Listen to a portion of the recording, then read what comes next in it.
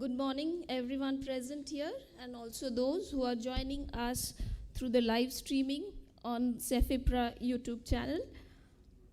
It gives me immense pleasure to share that this year IIFT completes 60 glorious years of its existence.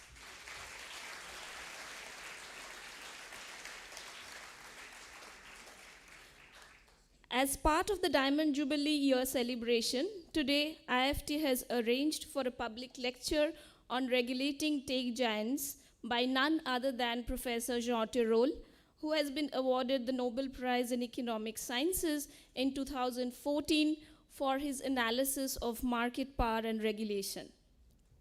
I extend a very warm welcome to you, Professor Tirole, our Vice Chancellor, Professor Manoj Pant, dignitaries from French Embassy in India, Department of Science and Technology, other invited guests, members from the media, my faculty colleagues, and our dear students. Today's lecture has been organized under the aegis of Indo-French Center for the Promotion of Advanced Research, also known as Cefipra, as part of their annual lecture series, which intends to increase the interaction of best academics around the world with young students and researchers. We are honored that Professor Tirole has kindly agreed to deliver the lecture today, and indeed grateful to him for gracing IIFT as part of our Diamond Jubilee Year celebration. Now I would request our Vice Chancellor, Professor Manoj Pant, to felicitate Professor Tirole with a book and a shawl.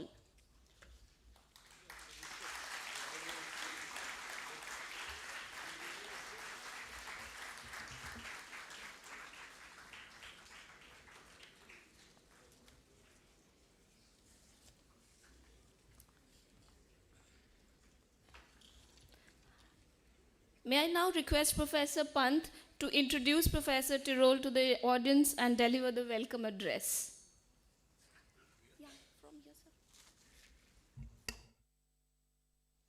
We are delighted to have Professor Tirole with us. And as you know, most of you are students in Faculty of Economics. And as he said in his hour-long or so lecture, which he left open-ended, you are free at the end of it to have some questions. Stick to the policy issue, don't delve into areas of politics which is not of interest to him at the moment. Now, just to remind a lot of you, the failure of the market was something indicated. Most of you are technical people. Way back in 57, Coopmans and Beckman, the famous paper on assignment problem, showed in the area of location that a free market will not be an efficient allocator of resources wherever they are indivisible. But Nash said the same thing, right? If people don't agree on something, you won't get any market to give you an assignment. Now, here's what Professor Tirole did, and I don't need to tell you more about him, you should all know. If you don't, you shouldn't be here in the first place. But he brought together game theory and asymmetric information, two areas, and literally started this area called industrial organization, which said, if you want to look at markets which are not perfect, you need to look at some new models. And why is this so important? Because the availability of indivisible or monopolistically controlled resources is inalienable to a government. Every government does it. And you need to be able to figure out what rules do I follow? There's no one size which fits all. It depends on the nature of the monopoly, where it is, etc., which we will learn more about today. His career is very interesting, and I think it shows how he ended up in this area. He began with engineering, and then he got I think, distinguished fields PhD in mathematics, and then he got interested in economics. And before that, he was a civil servant.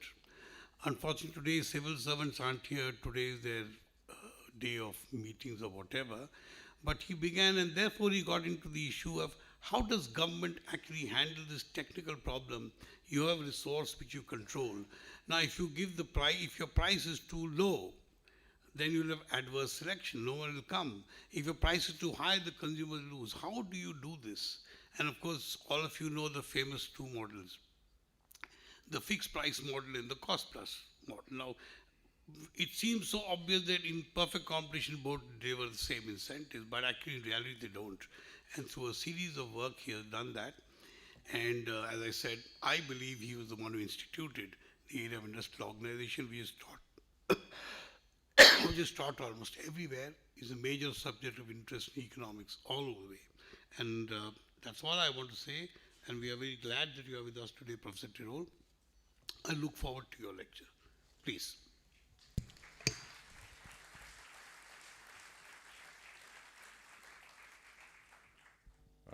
Thank you so much, Mr. Vice Chancellor, Professor Pound, and thank you also to Professor Ghosh for those kind words. And I'm very happy to be here for multiple reasons, to be meeting with you and actually also representing the excellence of, I hope, the excellence of France. We do have now a number of top institutions in the field of economics in France. And that's very important. That didn't used to be the case. Now we do have them. And there are many which can now accommodate you if you want to come to France at some point, including my own institution, the Toulouse School of Economics, and the Institute for Advanced Study in Toulouse, which is a pluridisciplinary institute which includes other social sciences. And we are very eager actually to get bright young minds to come to our place. So it has been for a long time now. The programs have been in English at the master level, at the PhD level, and some of our courses at the undergraduate level are in English as well. So we are very, very keen also, and I'm looking forward to the discussion we are going to have today. So I'm going to give a lecture, but I also want to have an exchange with you and a Q&A. I also want to thank Cefipra for organizing this visit and making this happen. So it's a very big honor for me both to visit the IIFT and thank you for your welcome, Mr. Vice Chancellor, but also just having the pleasure of meeting you. So let me take this. It's going to be a bit warm otherwise, and it's beautiful. Yeah. It's all yours. Thank you. And to the clicker. Sorry. Oh, it's there. Okay, thank you. Welcome, sir. Okay, so I'm going to talk about a topic which is industrial organization, and there are many other things we could be discussing, of course, but it's a topic which is very big now in many countries. I'm not that familiar with India, actually, with the antitrust part in India, and I apologize for that, but the regulation of tech giants I know is also being considered in India, and we could exchange on what you are doing. It's a big thing because now the tech industry is very big. It's very concentrated both in terms of market structure, but also in terms of countries. If you look at the 10 top companies, tech companies in the world, they are American or Chinese, and they are very powerful, incredibly powerful. And we have to think about how to actually promote competition while at the same time keeping the innovation, because those companies, they can be very dangerous, but at the same time they also produce incredibly useful products, and we have to think about how to make the two compatible. So competition policies is at a crossroad. That has always been the case since late 19th century, that we are no friend of big monopolies. Sometimes they are deserved. I mean, sometimes they are monopolies for a good reason because they have innovated. But once they are entrenched, they can charge very high prices, and they can innovate little because they are afraid of cannibalizing their own products. So the rate of innovation may decrease if you have monopolies. Now, what we have also observed in the last 10, 15 years is a very huge increase in markups of prices above cost. And there are lots of people like John van Reenen and others who have documented this increase in markups. But I would say that the concern about market power is not that new. When I grew up as an economist, which is when I was at your place, in a sense, there were three areas in this organization. The first was regulation of utilities, what the Vice Chancellor talked about, of network industries or natural monopolies, so telecoms, electricity, railroads, and so on. Then there was competition policy, which was where you didn't have a sectoral regulator, but you had antitrust authorities in charge of keeping competition in all those industries. And then you had industrial policy, which was not taught, certainly not at MIT, but nowhere else, more or less, because people saw that the state was not as good at doing industrial policy, at picking winners. Now it's making a timid comeback, and I'm not going to talk about it. I think industrial policy can be useful if it's done right, but most often it's done wrong, and you have to do it right. I'm going to ignore that for the moment. But there are lots of, because we have lots to do with those platforms, so the Google, Facebook, Apple, Microsoft, Amazon, and so on of this world, Booking, and that's something that they have very specific, they have specificities like network externalities. They can be direct or indirect. So I may be on Facebook because you are on Facebook. Or it may be an indirect because, if I belong to a big network, then there will be more applications. So if you're Apple or you're Android, your iOS or your Android, of course you have lots of applications to play with. So there are big network externalities, there are big investments also, and they look like natural monopolies. So they look a little bit like the telecom industry in the old time, or the railroad, or the post office, or the electricity industries, with very high fixed cost and very low marginal cost. Actually, in the case of the digital economy, marginal costs are mostly zero. The marginal cost of production is zero. So in a sense, they look like public utilities, and they can charge high prices, and actually they do now. If you think about Google and Facebook, also Facebook has had a little bit of trouble lately, but if you think about it, they can charge a lot. So not to consumers, because consumers, we benefit from all those wonderful services for free. We never pay anything. But of course, there's a catch, which is the other side of the market. The merchants who want to sell on the platform, the advertisers who want to advertise on the platform, they are going to pay a lot. And in the end, it's the consumer who's going to pay, because that raises the cost of doing business. So the high prices are not directly on you and me. They are indirectly on you and me, because the merchants and the advertisers will be paying a lot. So that has raised a question about whether we should actually regulate those platforms like traditional utilities. And my answer is no. I don't see why we should be regulating as public utilities, for two reasons. Because it's true they are very similar in terms of the cost structure, very low marginal cost, very high fixed cost, network externalities.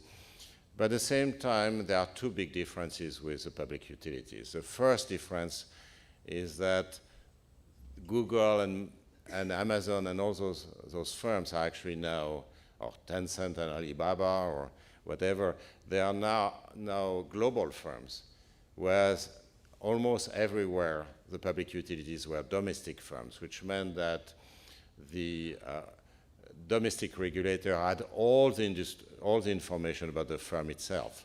So it was auditing all accounts, and it was the only entity in charge of making sure that there was some kind of fair rate of return. That's not possible because now those countries are, those firms are in different countries, and of course there's a lot of transfer pricing between the countries, and that's very difficult to regulate because you have so many different regulators who are in charge, unless they cooperate sufficiently. The second thing which is different is that the technology changes very fast. So think about railroads or electricity. The technology hasn't changed that much, at least in the broad lines, since the 19th century. But of course, with tech, things change all the time. And that means in particular that even Google or Amazon, we haven't followed Google and Amazon along the life cycle. We have actually caught up with them only when they were big. And that raises the issue about what is the rate of return. Many of those firms are highly unprofitable for a long time, and then they are highly profitable. So what is the rate of return, intertemporal rate of return? And what is the probability that they would have succeeded? So what was the probability of Google becoming Google in a sense? You know, it's actually a difficult issue. So we don't know how to do it. We cannot just apply the kind of regulation that Jean-Jacques Lafont and I in Toulouse developed in the past. We cannot apply that to the tech industry. So here's a simplified diagram. I mean, you're going to say it's a bit messy, but it's actually highly simplified. And try to tell you a little bit about this ecosystem, the two-sided ecosystems, which in Toulouse, I'm sorry, I'm always advertising Toulouse, but I hope some of you will be coming to Toulouse at some point. You know, we developed the theory of two-sided markets with Jean-Charles Rocher, who is also a Toulouse faculty, but also with Patrick Ray and Jean-Jacques Lafont. And you know, we did that because it has its specificities. You know, if you want to think about antitrust, it has its specificities. So the big thing is that you have a platform. And the difficult thing, of course, is that this platform in the literature has many different names. So, for example, in European regulation, it's called the core services, or some core, it's linked with the core. But in the old time, you would have called that an essential facility or a natural monopoly. And there are many other names that are used, a bottleneck, and so on and so forth. So you have this platform sitting in the middle, and basically connecting two sides who want to interact with each other. So on the one side, there's a consumer. Okay, so I don't know where. Okay, on one side, there's the consumers who actually, that's you and me. So we're on Google, we're using YouTube and Google search and so on and so forth. And on the other side, there are apps or merchants. Okay, so, and you know, we want to interact with the merchant, the apps and merchants want to interact with us. And basically, the core is in between. If you think about it, that raises three different kind of issues. By the way, for the apps and merchants, I wrote, you know, a coexistence between an internal app or merchant, an in-house one, and a third-party external one. But in general, there could be as many as you want, of course. And those apps compete among each other. So for each app segment, and here I have only one app segment, but in general, there are many app segments there. There are thousands of applications or thousands of merchant segments which compete with each, within each segment there is competition. So I was saying there are three different type of issues, and some I'm not going to develop, which are actually very interesting to discuss. So on the consumer side, there is a concern about behavioral manipulations. You know, I told you about social sciences more broadly, and you know, those platforms, they are extremely good psychologists in a sense. They are very good at playing with our cognitive mistakes and our cognitive failures, our motivated beliefs and so on. Something I won't have time to develop, but it's very important. There are also issues about whether when they make recommendations, whether they make recommendations which are good for you or good for them. You know, they might have biases over it. They might recommend their own apps, for example. Or they might recommend a third-party apps, which leaves them a big commission. And that may not be the best for you. So there are both behavioral manipulation and informational issues. And they have been addressed. Here I'm just going to give you what is being done in the European Union, but there are similar things that now are being done in the US. Actually, the European Union, we are a bit leader in that area.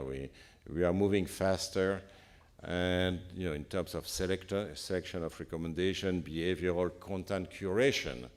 As you know, content curation, again, all kinds of conspiracy theories, hate speech, misrepresentation, and so on, is actually hate speech I've mentioned, is actually extremely important. I'm not going to discuss that.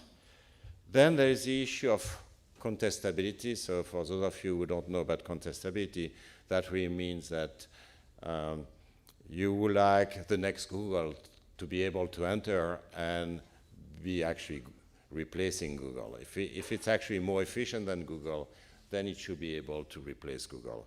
So contestability of the core segment, so basically the platform could be replaced by the next efficient platform. And then there is the issue about competition in the app or merchant segment. Is that fair competition? And there are two sub-branches for that. One is there a level playing field between the in-house apps and third-party apps, the external apps? And also, even if there is a level playing field, the question is the commission which is being paid by third-party apps or merchants or advisors, for that matter, is that a fair competition? Is that a fair level? So, many app stores, for example, are going to charge 30% commission. They are going to charge 30% commission for the apps on the App Store. Booking may. I don't know if you have Booking in India. Yeah, so Booking, for example, might charge, it depends on the country, but might charge 20% to the hotel. That might be the case. There are big cases with payment cards, PayPal and all the wallets, or American Express will charge, say, 3%, Visa and MasterCard a bit less, but there are big debates about whether Amazon will charge about 15% in the West. I don't know about how much Amazon will charge in India, but there are questions about, is that the right level? You understand they have to charge, that's reasonable, but how much? So that's something we're going to discuss today. In the European Union, we have the DMA, which is the Digital Market Act, which talks about both contestability and the access issue. Okay? So let me start with contestability, because I'm going to be very brief on that, but it's important as well. I will focus more on the access issue because we have only an hour. We could be spending 5 hours on that, but I have to pick my fights. Okay, so contestability, I told you it must be the case that a new platform which will be more efficient than Amazon or more efficient than Facebook or more efficient than Google be able to actually enter and replace the incumbent. But there are a number of issues. It may not be able to enter. It may face what's called the application barriers to entry. So the application barriers to entry means that you don't have enough applications to play with. Okay? So imagine you want to replace Apple, but you don't have the App Store, you don't have as many merchants, as many applications. That would be very difficult. And if the dominant platforms integrate too much into the merchant segment or the app segment, then that means that a number of applications or a number of merchants will not be available for the competing platforms. Okay? So that's going to say we have to pay a little bit attention when those platforms integrate vertically into the app or merchant markets, because that might help them actually foreclose access to those apps and merchants for replacing platform. It might that's more specific to Facebook, but social networks, it might the install base to produce network externalities. So that has been known for a long time. If you have network externalities, it's very difficult for an entrant to replace the incumbent, because there is a coordination issue. Are you going to switch right away, and is everybody going to coordinate to switch to the rival social network, for example? Then there is the issue about the possibility that there are potential platforms which may be foreclosed. So you are too young to remember the Microsoft case, but Microsoft was dominant in the Windows segment, okay, and that was in the 90s. And the dominant browser was called Netscape at the time. It has become an open source software since, and we could discuss that. It's actually very interesting. But it was a Netscape. It was a dominant browser. But then Microsoft introduced Internet Explorer as an alternative browser, and there were disputes, complicated disputes about whether Netscape had equal access, etc. Let's not discuss that. It's a bit technical. But both parties agreed that at the start, Netscape was a complement, and that's going to be important for what follows. Netscape was a complement to Windows because it brought the browsers, and that made Windows even more valuable because it could be used for browsing as well, thanks to Netscape.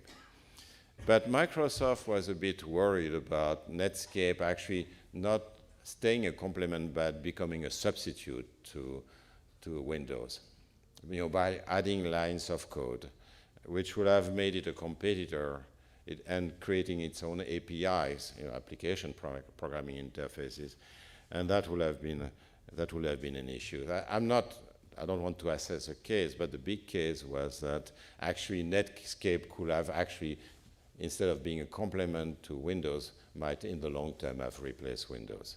Okay? And that it might not have been able to enter because it needed to connect and have customers in the first place. But finally, it may be the case that a rival may actually be able to enter but not yet enter. And that's a nascent literature on defensive merger. And I'm going to come back to that.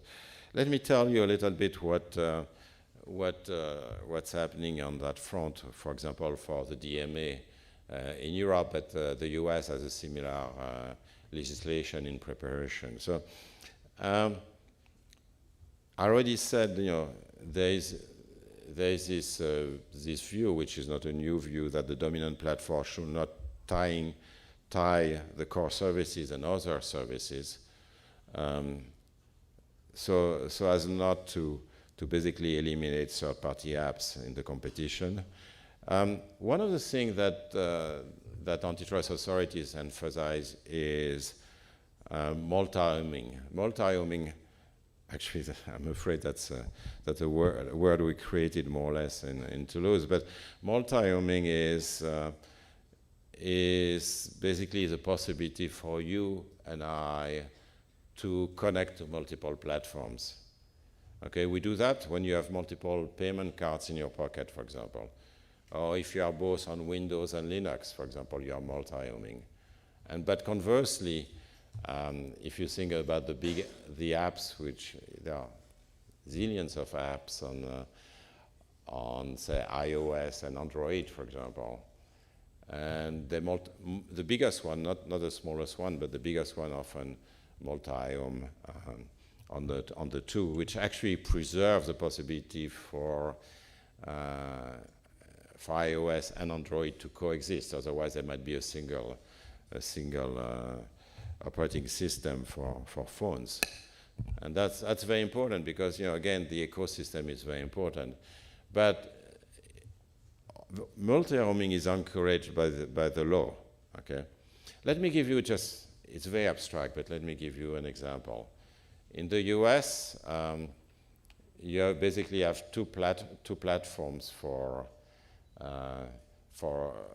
basically taxi platforms, digital taxi platforms. They're called Uber. You have Uber here in India, and the other one is Lyft in India. You have another one, but you have Uber and Lyft.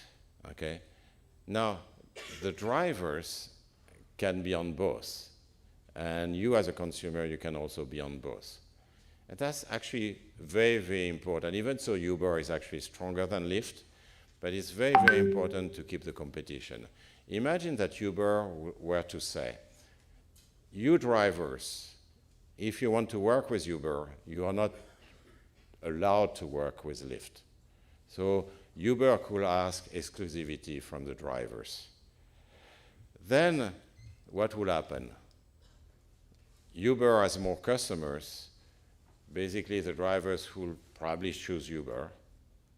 So there will be very few taxis on Lyft.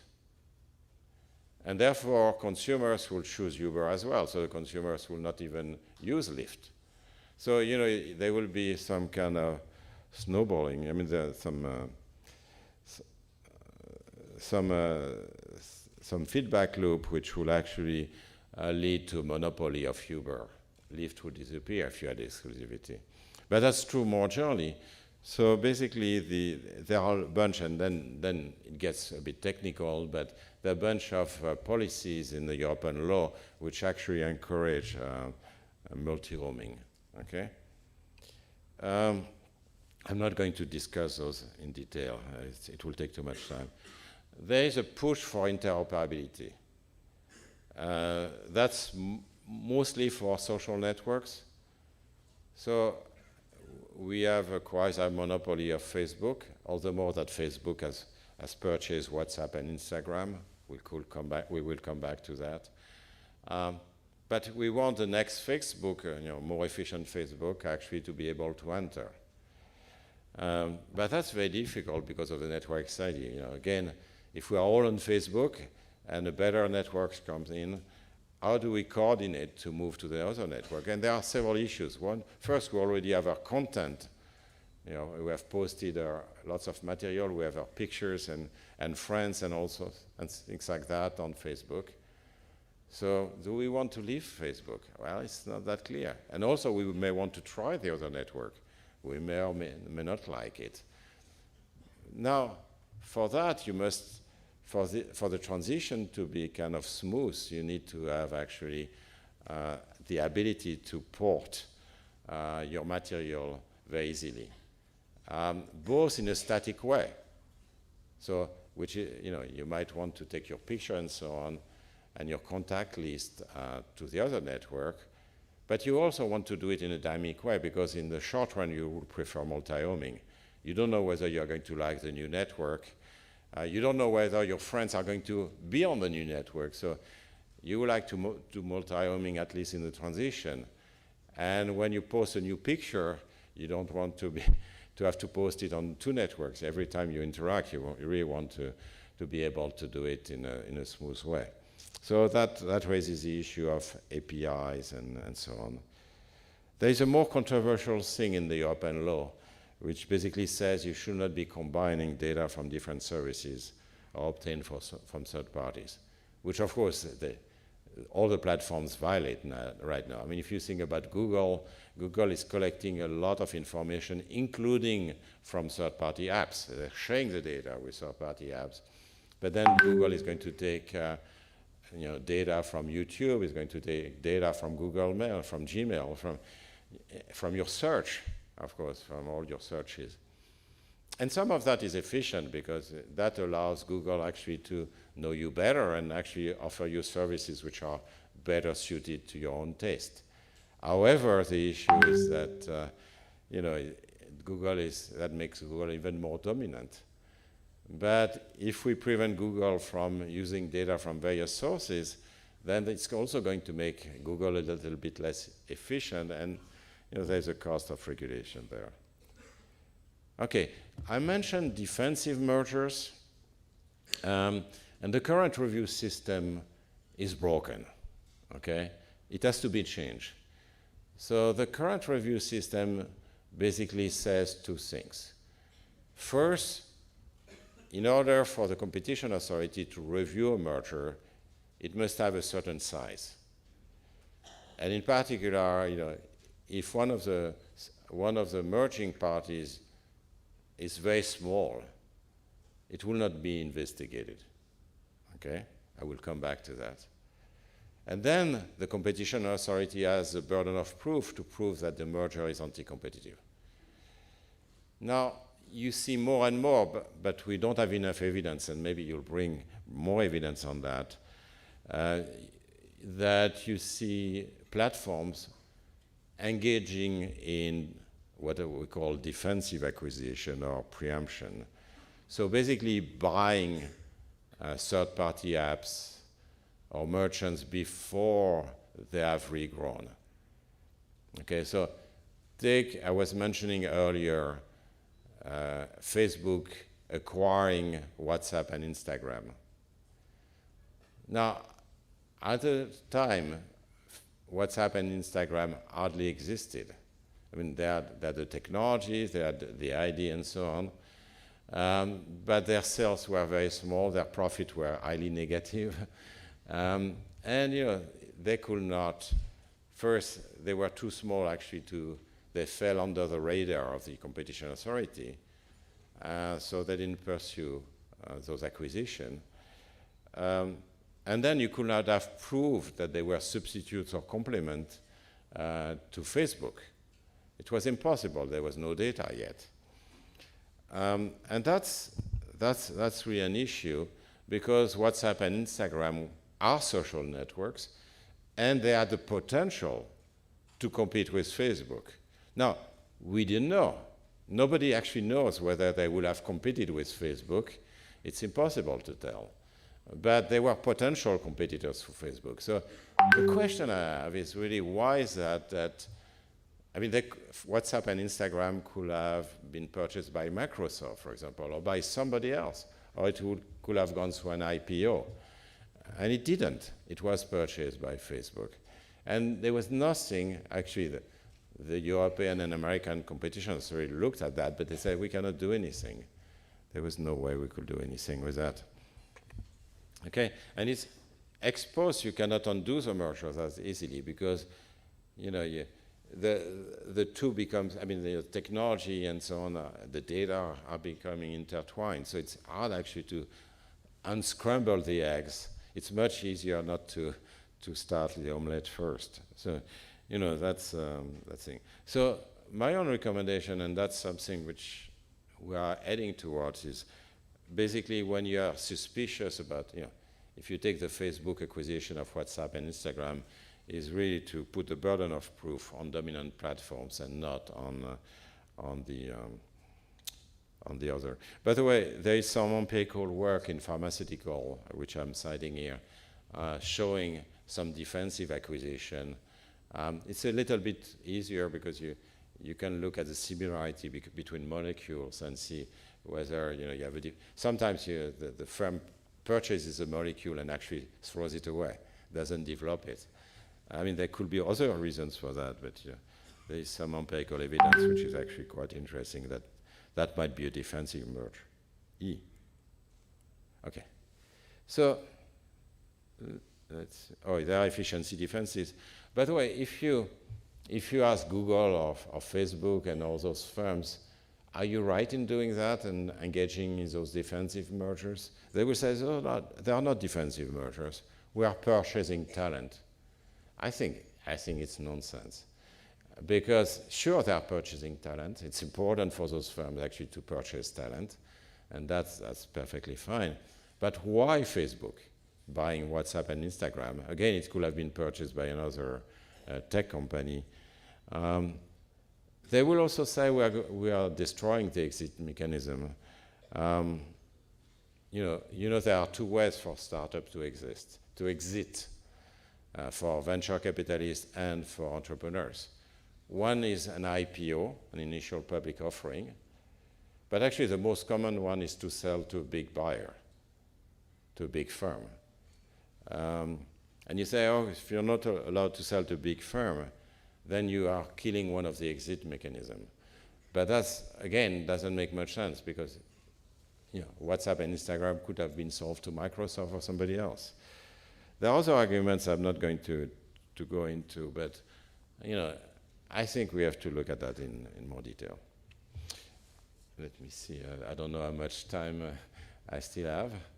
It's okay. I mean, because that's something I really want to talk about. I'm going to talk a little bit about fairness. So now I'm no longer looking at the contestability of the core segment, the kind of natural monopoly segment. I'm looking at the apps and the merchants. Now, as an introduction, there are many shades of openness of platforms. You have what I will call pure brokers. They only have third-party apps or merchants. They are not present in the complementary segment. So if you think about actually Booking or Airbnb, you have Airbnb in India too? Yes. So Airbnb doesn't own the rental places. You know, it's a pure broker. Airbnb is just making the transaction between the consumer and the owner feasible. It's an online marketplace, but it's not.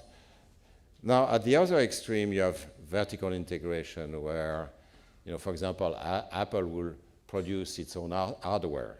You know, Apple is a software company, but it's also producing, you know, the computer, the iPhone, and all those things. So it's more integrated traditionally than say, for example, Windows was or Microsoft was. And you see that today also. Android is a bit more open than Apple iOS. But you know, most of the action is taking place in between, what we call co-petition. So if you think about Amazon Marketplace, for example, you have Amazon Basics, you have a number of products of Amazon, but you also have lots of third-party products. Or if you want to buy food in the US, you can get from third-party providers, or you can get from Whole Foods, which is actually owned by Amazon. Okay? So, you know, the question is, why don't you have pure brokers? And there are various reasons for that. You know, serendipitous innovations that are made by the platforms or in this complementary segment. You can better control consumer experience by having a seamless operation. But of course, what we economists are interested in is mainly anti-competitive behavior. So that's the picture, and that's what we're going to be interested in, this competition. So that's why I'm putting back this diagram. I hope by now you have assimilated the diagram. And just to tell you what we are worried about. So what we are worried about is the level playing field between the third-party merchants and the in-house merchants or the apps. Okay? Now, there's a school of thought that you probably know, which is a Chicago school of thought, which in the 60s, 70s, and 80s has a huge influence on judges and lawyers and antitrust authorities, and which basically said, at the time people were not thinking about two-sided platforms, so I'm changing their formulation, adjusted for two-sided platform, but basically saying the following. If the platform excludes some rivals on the complementary segment, so excludes those third-party apps, that's for efficiency reason. And how do we know it's for efficient? And therefore, there is nothing to be worried about, because a rich ecosystem allows a platform to raise price on the core service. Okay? So self-preferencing, by the way, in the old parlance was called foreclosure or exclusion of third-party merchants or apps, must be efficiently motivated. Okay? So the idea, actually there is a grain of truth in that, and I'm very critical of it, but it's actually a very important step to understand what's going to happen. There is a grain of truth in that if you're a platform and you have a very lively, vibrant apps market or merchant markets, actually that's going to make the consumer better off. You'll get lower price for the apps and merchants, and you'll get more diversity. So as a consumer, you like to have a rich ecosystem. And therefore, the platform can charge more to the consumers because the platform is in relationship with both sides, and that's very important to understand. It's in a relationship with both sides, and it can really, benefit from that. Okay, and there's a grain of truth in there. The problem with that, I'm going to keep this diagram so that you just remember this diagram. Okay, so why is the Chicago School possibly wrong? I mean, it's very appealing to start with. You know, if you offer a better ecosystem by having more competition in the ecosystem, then you can charge the consumer for the increased surplus. And therefore, the platform benefits from having competition in the complementary segment. That's the Chicago School. And there are a couple of reasons why it's wrong. We already saw a couple of ones, which have to do with the contestability of the core segment. So, for example, depriving a future entrant in the core segment from the access to third-party apps, because those third-party apps will have gone bankrupt, may actually help entry in the core segment, prevent entry in the core segment. And I also mentioned the preemptive merger issue. I'm going to focus more on the fairness issues. And I told you, the Chicago School, a rich ecosystem allows you to raise price on the core service. But to raise price, to be able to raise price is one thing. The question is, do you want to raise it? And here there is something very specific and very new to two-sided platform, the digital platform, which is that I'm going to argue that many prices are equal to zero. And if they are equal to zero, that means that your opportunity cost is negative. And you would like to charge a negative price, in principle. So that may look strange for an economics student. Negative cost, what is that? But remember your courses and the notion of opportunity cost. I told you you are paying zero for wonderful services. You don't pay when you go on Amazon. You don't pay for Google. You don't pay for many, many things. Why is that? Is that because those platforms will make a lot of money on the other side? And they want to attract you. Because once they have you, then they can go and see the advertisers and have unique customers and can tell you who you can reach who will be interested in that product. They can tell the merchant, Booking can tell the merchant, look, the hotel have those unique customers, and if you don't pay me 20%, then you won't be able to reach those customers. I am the gateway, the gatekeeper for those consumers. And therefore, actually Google and Booking and all those platforms will be willing to pay to have you. So their optimal price is negative on the consumer side. Okay? But wait, can they charge a negative price? And the answer is no. The answer is no because, and they've tried at some point, but they can't. They can't because then there will be bots basically pretending to be consumers and actually cashing in on those negative prices. Those robots will actually be arbitraging the situation. You cannot charge negative prices. And by the way, those will be not true customers. You're of interest to advertisers, you're of interest to merchants, because they will sell you stuff. But the bots are of no interest to advertisers and of no interest to merchants because they are not real customers. So this is a long discussion, but it shows that actually all those platforms would like to charge you negative prices, but they can't. That's why they charge you exactly zero. They charge you as close as possible while still preventing the arbitrage.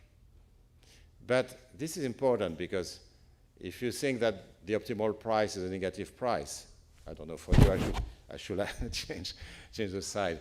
But basically, if you think that the optimal price is a negative price, then you don't want to increase the price above zero. Actually, it's the reverse. You like to go in the opposite direction. And you see that the Chicago School argument doesn't hold anymore because you may not want to increase the price to the consumer. Your price is already too high. At zero, it's already too high. You like to subsidize the consumer. Okay, that's the first thing. That's the zero lower bound prime. Not the zero lower bound that you have learned in macroeconomics, but the zero lower bound for industrial organization, which is that you cannot charge below zero. That's the first issue. The second issue has to do with a second zero lower bound. That's a bit more, even more subtle, but it's important as well, which is that those apps, especially apps more than merchants, but those apps actually might want to charge negative price themselves because they are also platforms themselves. And they may use their knowledge of the consumers to sell advertising on their own apps. Okay? They may actually subcontract business to third-party merchants, and they will get commissions from that. So themselves, they often actually charge a zero price. And that's a second zero lower bound, which we call the app zero lower bound, as opposed to the platform zero lower bound or the core zero lower bound, which prevents you from charging negative prices to consumers.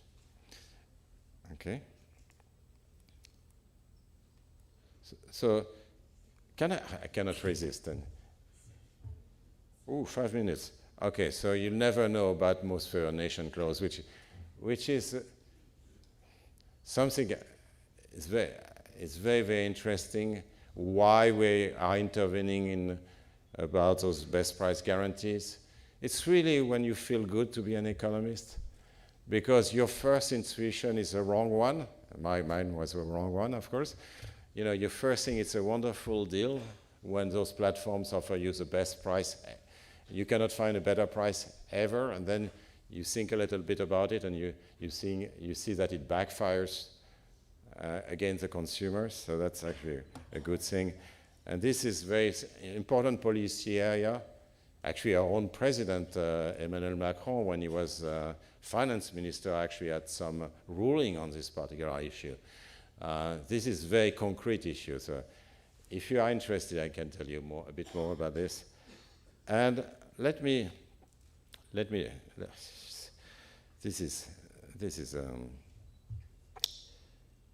so let me just mention a few things about one of the big issues we are studying is whether the commission fees, the fees which are charged to the merchants, are actually reasonable. So is the Apple or Google store charging 30%? Is that reasonable? Is Booking charging 20%? Is that reasonable? Actually, the first time in Toulouse we studied this was on payment cards. I'm sorry, it's not very readable. I just use an old slide. But the payment cards, the payment cards are charging about 2-3% to the merchant. You don't pay as a consumer, but the merchant is going to pay 2 or 3%. It's small, but on lots of transactions, it actually can be quite big. And there have been many antitrust cases about that. And at the same time, those platforms have a business model. And actually, much of the work on two-sided markets is to understand those business models and how they matter. But if you want to regulate those 2 or 3%, you have to find a number. And that's not very easy. And what is the commission fee that you have to pay? So basically, with Jean-Charles Rochet, actually it's a much older paper, but it was published in 2011, we actually designed a rule which basically says, it should be like this, okay? So basically, in a nutshell, the idea was that you cannot charge to the merchant more than the convenience benefit of the merchant. So In that particular case, the benefit that the merchant derive from accepting payment cards. There are lots of benefits, transaction benefits, but you try to compute them. So empirically, it's actually difficult, but from a theoretical point of view, this rule that the merchant discount should be less than merchant convenience benefit is actually one way of thinking about this thing. And actually, it has become the rule for the European Union, and it's going to be the rule for Brazil, and it's actually something that. But we wanted to see more generally what's doing. This is work in progress. By the way, the paper will be ready in December, and I apologize, it should be on my website. It's not on my website. It's joint work done with a PhD student, an Italian PhD student at TSC, Michele Bisceglia, but using the same kind of simplified model. By the way, sorry, Professor Gosh is going to be a bit nervous about the timing, but I'm a monopolist here. I have the monopoly to the microphone unless you take me away. And let me just go on for a couple of more minutes, and I apologize for being late. Just to advertise in a sense, so next month you'll be able to find the paper. But by the way, you already know that as students, maybe less so if you're a master's student or an undergraduate, but in economics you write down a very simplified model. You try to capture reality, and then you test the robustness by making it more complicated, and you test it. We are not at all at the stage of testing it, but you try to do this process. So let me I'm just going to give you some, I prepared way too many slides. I talk too much, I'm afraid. So we wonder what kind of price you can charge, the access price can be charged by the platform. So I'm going to call A the access charge. B will be the benefit that an application or a merchant will have from having a customer. That could be a benefit from having the data of the consumer. That might be a benefit from having repeat purchases from the consumer. That might be a benefit from the app being itself a platform and connecting to others. So B will be the benefit, so it has many different interpretations. And the first thing is that if you have an access charge which is less than B, you show that then there is a very strong incentive to engage in non-price foreclosure. So non-price foreclosure in the digital economy is very simple. It's not only the wrong APIs. It's also, if you think about Google or Amazon making a recommendation, if you are not top listed, you are not going to sell anything, right? So it's very easy for a digital platform actually to discriminate against third-party apps or merchants, okay? And either you invest a lot into the regulatory process to actually control this, or you are going to get non-price foreclosure because the platform doesn't have enough skin in the game in order to give access to rivals. And in that case, you can show that the app zero lower bound, I'm going very quickly through this table, the app zero lower bound is binding, which is you are in a region in which the price charged by the apps is going to be zero. Then you have a region when you raise a little bit the access price in which you have competitive neutrality, which means that the Chicago School rich ecosystem argument actually holds. So I'm very critical of the Chicago School argument, but there are regions where actually it's correct. And in that case, you get basically, let me ignore ECPR, which is called the Baumol-Willig rule, which has been learned by the judges for a long time and was applied to in a very different context. But you have a fair reward of the third-party apps. We are going to be interested in cases where the third-party app is more efficient than is better, a better product than the in-house app. That's an interesting case. and you'll get a fair reward for the third-party app. And then the access charge in that range will be actually neutral, which may seem a bit weird to you because you might think if you increase the access charge, it is bad for the third-party app. But you have to think in terms of opportunity cost, because if you have a higher access charge, you also increase the opportunity cost of the platform because it's going to lose the profit on the access. Then you have a region, so theta is actually the usefulness for the consumer of the app. So when you reach B plus theta, then you are in a region when you have a squeeze, where you start squeezing the superior third-party app and you reduce its profit margin, which means that there will be little incentive to innovate in those third-party apps. And then if the access charge is way too high, you get price foreclosure. So that really gives you some kind of relatively intuitive pattern. And we are not at this stage, but we will discuss in the paper ways. This is very abstract, so ways in which you can implement that in practice.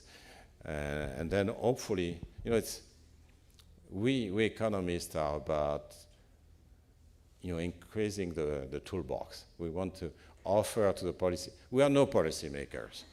And what we can do is really increase the size of the toolbox so as to offer solutions. And now one of the big issues is really about what we do with the big tech companies, okay? And that's very important to actually, that not only us, but you also, you innovate and you are creative about what we can do. And that's true for industrial organization, that's true for any field. The digital revolution and AI, of course, offer new challenges. And it's not only IO, of course, it's health, it's labor. I work, and my colleagues work a lot on privacy. It's a huge field now. It has to be dealt with. It has a big impact on politics, of course. And I don't think the tech giants' dominance has to confront us with an unpalatable choice between laissez-faire. Economics is not about laissez-faire. But we don't want populist interventions either. We want some kind of smart regulation. I know that smart regulation is not very popular among populists, but that's part of it. And they must be designed to tame the tech giants without jeopardizing their innovation. So we have to preserve the innovation. And a little bit of advertising, I apologize. But thank you so much for your attention. I look forward to your questions.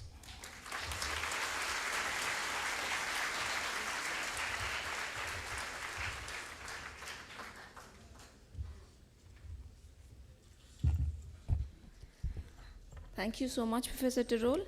So the lecture was indeed very engrossing and insightful. And I'm sure the students must have many questions to ask him. So can I invite some question from the students? Can you hand over the mic to some students?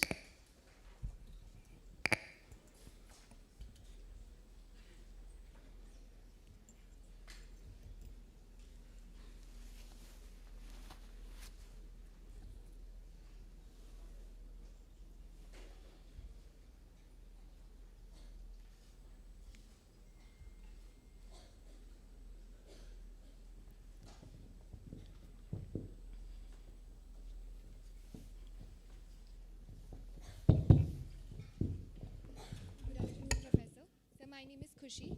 So my question is that sometimes tech giants are overvalued due to the unpredictability of the income stream and the potential revenue stream in the future.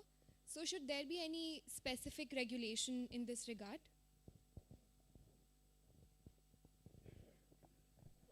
Should I take more questions and then? Okay.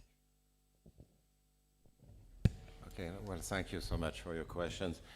The values are actually pretty high, also they fluctuate a lot, as you say. I mean, just look at Facebook, for example. They fluctuate a lot because most of the value is in the future, in a sense. They spend a lot of money, sometimes 20 years or 10 years at least, to actually they lose money and then make a lot of money once they have an entrenched position. You know, and one of the ways actually of measuring the issue, you know, whether there are big profits is just looking at the market value.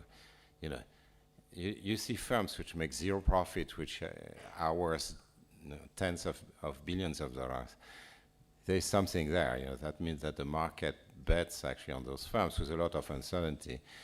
Now, whether we should regulate that is I think it's more difficult, as opposed, of course, to other regulation like income redistribution. Of course, that's different. I mean, when you can just for fun buy Twitter for $44 billion because you feel like influencing politics. I'm being nasty. I mean, this is, you know, that's an issue, right? But you know, in terms of value, it's very hard. I mean, you have those firms. There are good reasons why they are natural monopoly. I mean, it's not like you would expect vibrant competition. You know, the best you can expect is some form of contestability or maybe multi-homing. You know, the way we have with iOS and Android. You know, if you have multi-homing, you can have 2, you can have 3 platforms. There are a couple of segments where you have 3 or 4 platforms, but mostly you're going to get one or 2, and they will be incredibly valuable. And you might be saying, okay, this is a price you have to pay for innovation. We have been debating this exact issue. I'm part of the Deaton Commission on inequalities, with an S, because there are lots of different forms of inequality. And, you know, there are people like John von Reenen who have been very instrumental in documenting the very high markups, by the way, not only in the tech industries, but more generally. And the question is, are they excessive profits? And the answer is we don't quite know, because you have to look at all the money which has been spent by not only by Google but also by many other firms to be the next Facebook or the next Google and so on. So we don't quite know, honestly. I'd much rather. I mean, I'm more a micro. I do macro as well, but I'm more a microeconomist. And you know, my view is that it's better to intervene with antitrust and see if those dominant platforms will be abusing their dominant position. Regulating their value is very difficult, and if we are worried about inequalities, then we use income redistribution, which is not easy again, because those people are highly mobile and they can always start their business somewhere else. But you know, in the end, we could do more on those 2 dimensions.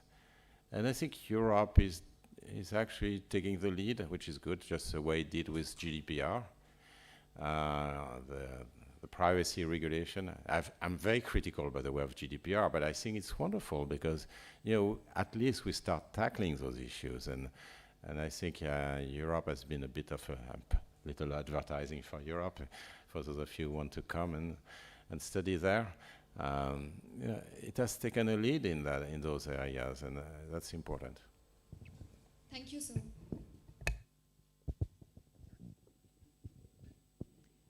Good afternoon, sir.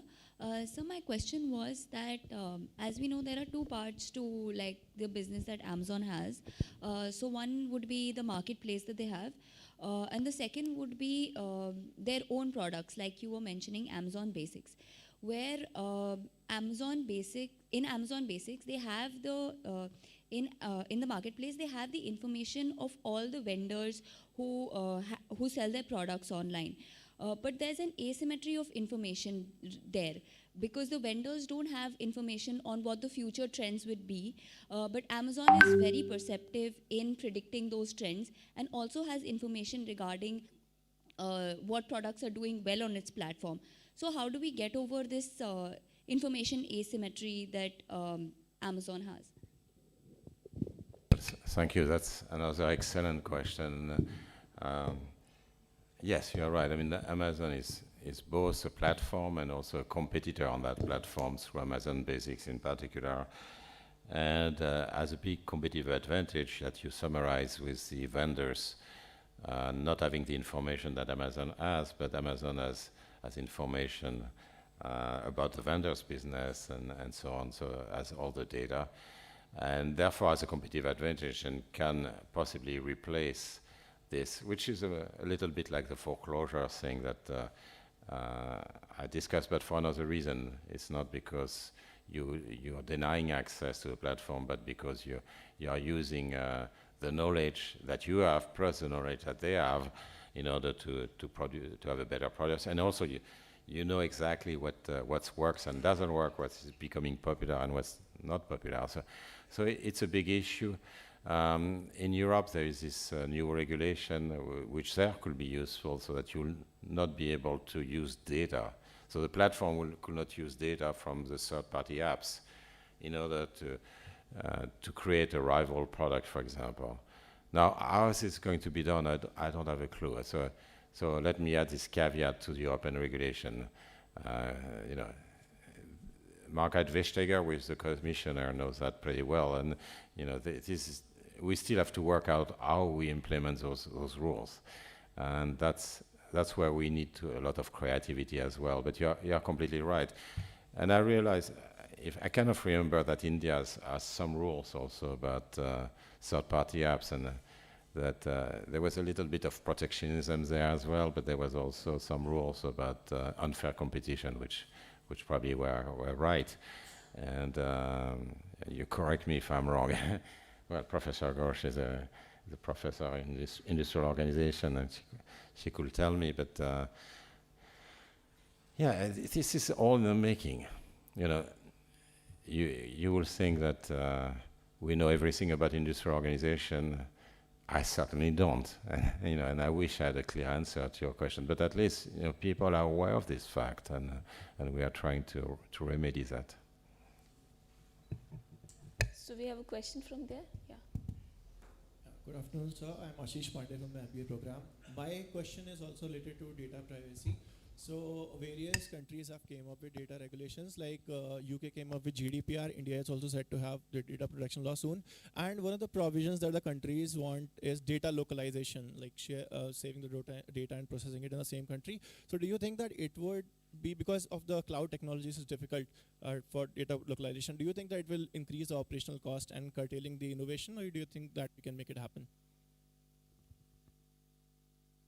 That's a good question, but a very broad question. The GDPR is trying to protect the consumer, the citizens. Also, it doesn't change behavior that much. I mean, I see how I behave. I want to know something fast. I go to the web many times a day, and I want to do it fast. And and then I have a register of things that I have to answer, what kind of things. I don't even know what the partners are. I don't know what their exact policies are, and so on. I mean, it's very hard for the consumer. I think we have to standardize this much more than we do now. But that you have to be much more interventionist to do it, so that we really protect the consumer. I'm a bit impulsive, so I click all the time. It's not only impulsiveness, it's just that it will take too much time to relearn what the exact policy and the consequences of my accepting certain things. It will be just too difficult. So we need to protect the consumers better. And we in economics, as you know, we work more and more on issues having to do with privacy, both for what we call pro-social behavior, so some kind of behaviors that everybody will agree upon. Everybody agrees that polluting is not nice, or committing a crime is not nice. And also for divisive behavior, which are the behavior on which some people disagree on what's right and wrong. So I'm thinking about politics, sexuality, religion, social roles, and abortion, and all. I mean, you name it, where you can create conflicts among people. In the end, it's going to depend on the courts, I would think, the court enforcement. That's where democracies will have a big advantage over autocracies.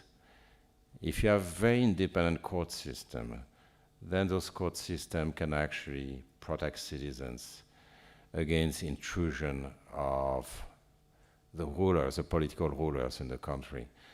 And that's going to be very important. And I've written papers, including one last year in the American Economic Review on the Chinese social rating system. That paper, the paper on digital dystopia and how it could work from a theoretical perspective and how it's going to be put into use probably. If you don't have an independent Supreme Court, which for example says you are not allowed to go into divisive issues, those are something which are very dangerous from a social point of view, from a political point of view, then that's going to be difficult. You are talking about geolocalization, which is a wonderful invention. I mean, lots of, you don't want to get ads about, a pizza place in Mumbai. I mean, you don't care about it. Tonight you want to have a pizza in Delhi, of course, and all kinds of things like this is very important to have the geolocalization for many things, but at the same time that allows platforms and governments actually to know exactly where you are and exactly what you do. That's a broader issue in terms of protection of privacy, is that now those platforms know everything about you, sometimes even more than you do. And that's dangerous. That's dangerous because of various issues with the private sector, but also governments may have access to those data, and then that's very dangerous for the protection of the privacy of people. And I just see only one remedy is really a rule of law where you have the courts, and including the Supreme Courts, actually saying, no, you're not allowed to do that. This is not something which is allowable. So, we have to, what I'm saying is that a huge opportunity for all of you to do research and policy on how we can actually protect privacy without killing innovation again. Those things can be incredibly useful at the same time. I would say most of the tech innovations are fabulous. At the same time, they're also extremely dangerous. So how do we deal with that? And we need bright minds actually to design those new regulations and think about how you want to do it. But you still need them to be implemented. However good or bad they are, you need them to be implemented, and then you need an independent court system for that. So Professor Pant, please go ahead.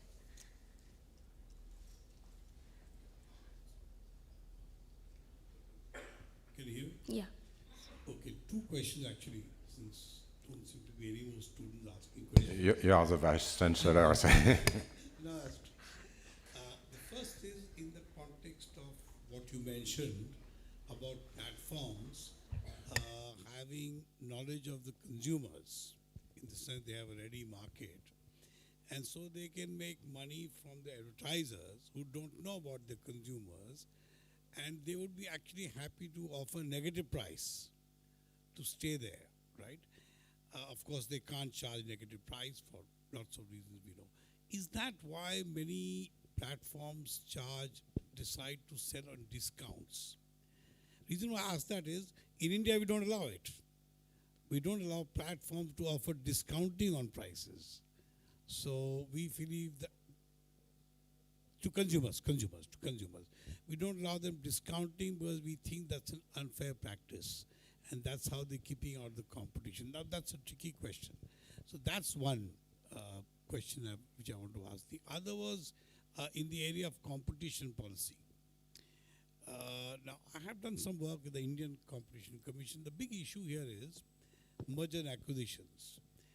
Now a merger and acquisition has to be notified beyond a certain level, of course. But within 90 days, the authorities have to decide whether the M&A is a dominant or anti-competitive or not. And the problem really is, till they've actually intervened in the market, how do you know if it's going to be dominant or not? Because dominance is always related to either market control or price control. And one of the things we decided to use was, if the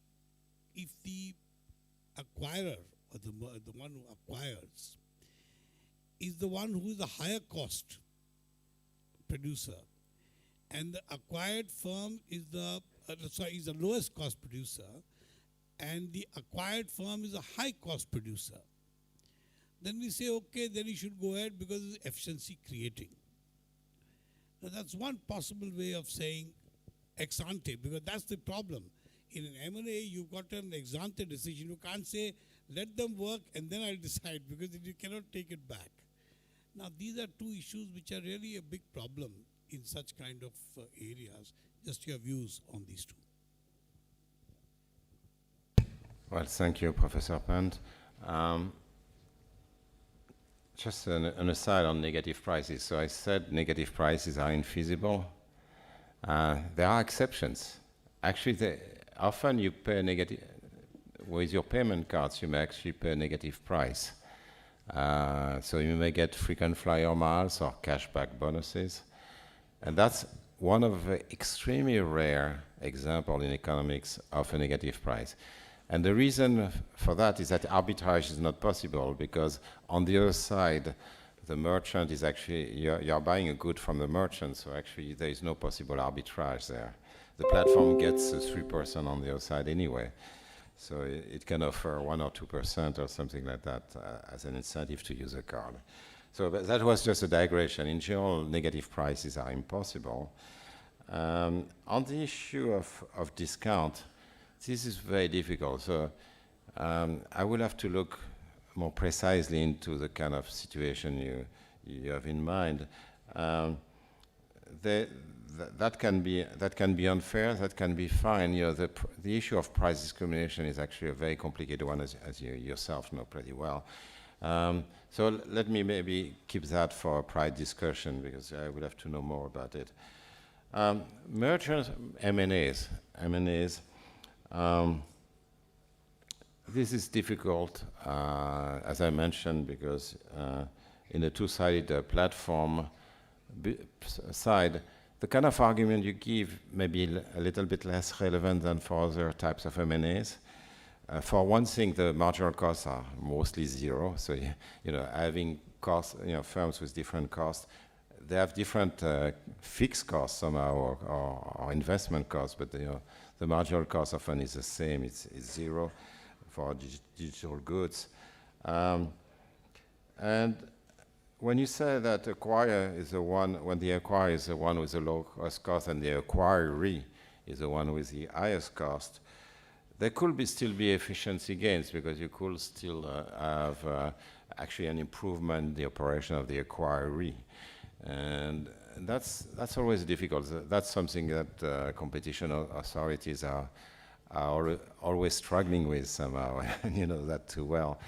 And it's a difficult issue. You have to compare the efficiency gains with the anti-competitive loss, possibly. Now, again, for digital platforms, those costs are zero, so you know it's not very relevant. But for other industries, it really is.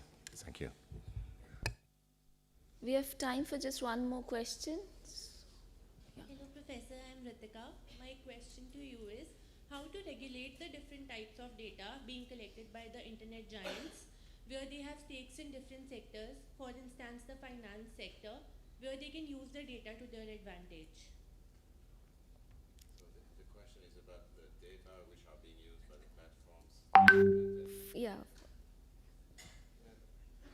Thank you. That's a good question, and I'm afraid I don't have the answer. I mentioned earlier that you know, you want those platforms to be efficient, and therefore they should be combining data, and that raises two issues. One I'm not going to talk about, which is de-anonymization of data. So when you start combining data sets, even so each guarantees anonymity or rough anonymity of the person, you know, if you combine them, you know, one will give you the address, the other one, and you know, you can very easily know who it is. So that's, you know, it's no longer anonymous, and that's an issue. So computer scientists are trying to work. I'm not an expert, you know. They try to work by introducing noise and all those things, yeah. but that's for computer scientists and mathematicians. That's one aspect. But then there's the issue of dominance. And it's true that, and there was an earlier question on Amazon, you know, once you start combining data, you get stronger and stronger. And if you're already dominant, that means that it's going to be very hard for the others to compete. So again, you have this balance between efficiency, where you like them to be able to combine data, and antitrust, where you want to fight dominance. And you know, that again, and you know, if there's a lesson to this talk, is that you represent the future of regulation, and you have to be creative and try to find solutions for those very difficult issues. Okay, so I can see many more hands raised, but we are short of time, so we can the students can have more questions while having some tea with Professor Tirole. But before we proceed for a tea, may I invite Professor Jaideep Mukherjee, who's the head of the Economics Division, IIFT Delhi, to deliver the vote of thanks.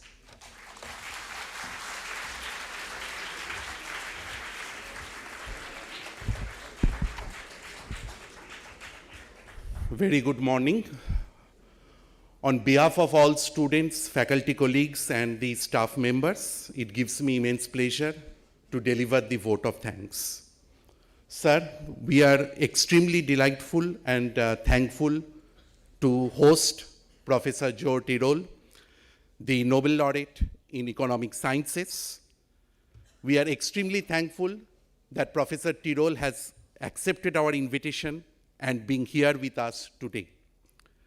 One of the greatest economic theorists, Professor Tirole's lecture has contributed to the understanding of the market structure, the digital ecosystems in particular, the complementarity between natural monopoly and competitive segments, important concepts that Professor Tirole has raised, in particular, the contestability, the defensive mergers, fairness, and the important issue of regulation of digital platforms. Your thoughts have greatly inspired us, and in particular, our students. I would like to express sincere thanks to Professor Manoj Pant, our Vice Chancellor himself, a noted trade economist, for designing and conceptualizing the entire program schedule. Special thanks to the senior officials from the Embassy of France in India, the Department of Science and Technology, and in particular Professor Nitin Sheth, Director Cefipra, for facilitating Professor Tirole's visit to India and providing all guidance in organizing today's public lecture. We would like to express our sincere thanks to all the noted economists and researchers from renowned universities and institutions in and around Delhi who are present here for taking their time out and in spite of their busy schedule and attending today's lecture. Special thanks to all my faculty colleagues and dear students from IIFT Delhi, Kolkata and Kakinada campus for your gracious presence. Last but not the least, today's event would not have been successfully executed without the active administrative and logistic support provided by the registrar, Dr. P.K. Gupta, and the entire administrative staff and the computer center. So thanks to you all. May I now request the dignitaries and also the audience to join us for the high tea. Thank you to everyone.